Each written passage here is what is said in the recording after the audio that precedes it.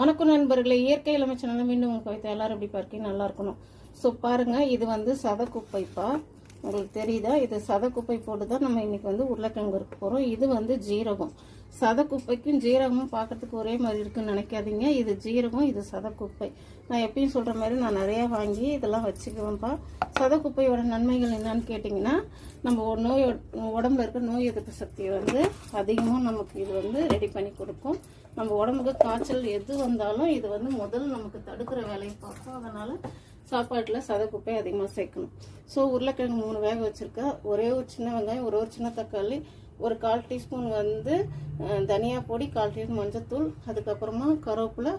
இது வந்து வேக வச்ச உருளைக்கிழங்கு. இப்போ வந்து நான் வறுத்து வச்சுக்கிறது என்னன்னு கேட்டிங்கன்னா, உங்ககிட்ட காமிச்ச மிளகும் சதக்குப்பை இருந்தப்பா தெரியுதுங்களா? இது வந்து ஜீரகம் கிடையாது, சதக்குப்பை. ஸோ இப்போ இதை நம்ம என்ன பண்ண போகிறோம்னா, வானலில் போடுறோம்.